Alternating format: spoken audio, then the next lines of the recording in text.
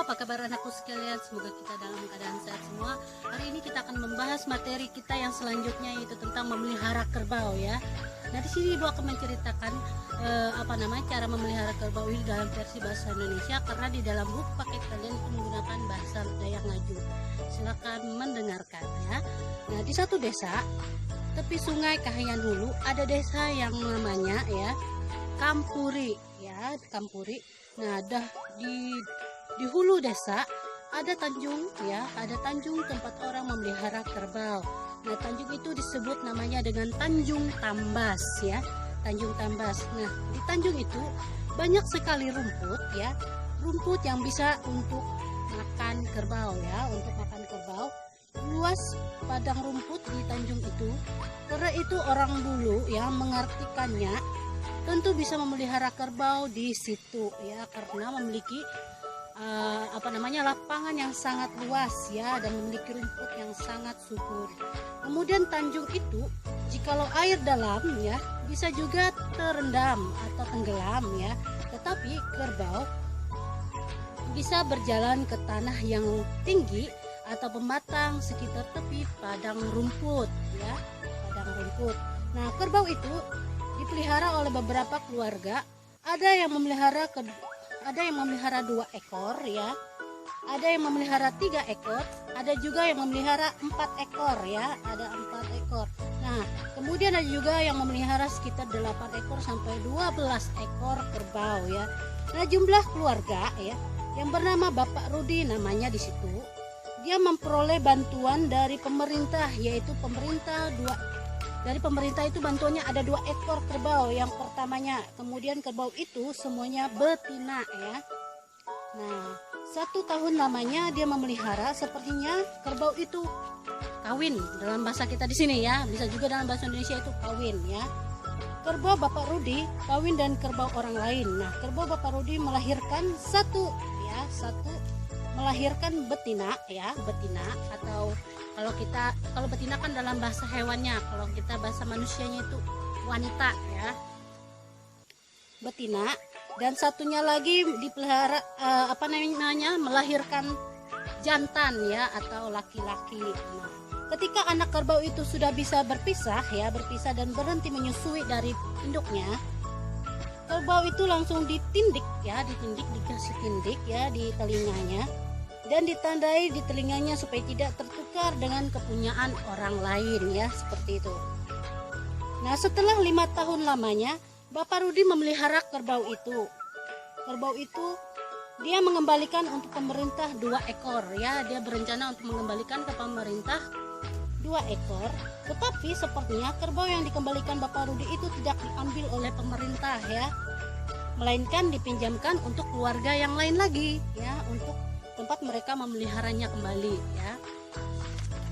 Nah, begitu akhirnya semakin lama ya, pada akhirnya lama kelamaan ya, kerbau Bapak Rudi bertambah lebih banyak, semakin banyak ya, supaya kerbau itu jinak ya. Biasanya orang ya memberikan air garam ya, supaya itu diberikan kepada kerbau supaya dia lebih jinak, diberikan 3 kali sehari ya, diberikan 3 kali sehari. Nah, seandainya orang mau menangkap kerbau itu atau mengambil kerbau itu, orang yang di desa membuatkan kandang ya, supaya kerbaunya tidak diambil orang lain ya, makanya dibuatlah kandang di situ. Jikalau kerbau itu sudah masuk kandang, baru orang mengikatnya kembali ya, salah satunya seperti itu. Nah, kerbau itu rupanya dibunuh ketika orang ada namanya pesta tiwah ya, pesta tiwah. Ada juga yang menggunakan untuk menjadi pembajak sawah ya. Nah, karena rajin Bapak Rudi memelihara kerbau, dia bisa juga menyekolahkan anaknya ke Palangkaraya. Sampai ada juga yang menyeberang ke Pulau Jawa ya. Nah, itulah hasil dari Pak Rudi ya memelihara, hasil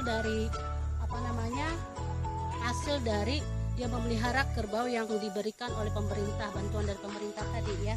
Karena saking banyaknya kerbau itu sampai dia bisa menyekolahkan anaknya ya, seperti itu ya. untuk materi kita pada hari ini tentang membahas cara memelihara kerbau atau cara mempelum hadangan uang bahasa Dayak Ngaju. Nah, itu tadi adalah ya beberapa materi yang Ibu jelaskan dalam Persibahasa Indonesia ya, karena di dalam buku paket kalian tadi menggunakan bahasa Dayak Ngaju ya. Nah, untuk mempermudah kalian makanya Ibu mengartikannya dalam bahasa Indonesia ya. Nah, untuk selanjutnya Ibu akan memberikan tugas ya.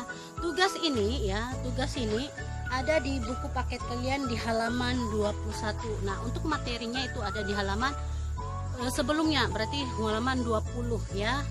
Nah, tugasnya itu ada dari huruf A sampai J. Itu biasanya 10 soal. 1 2 3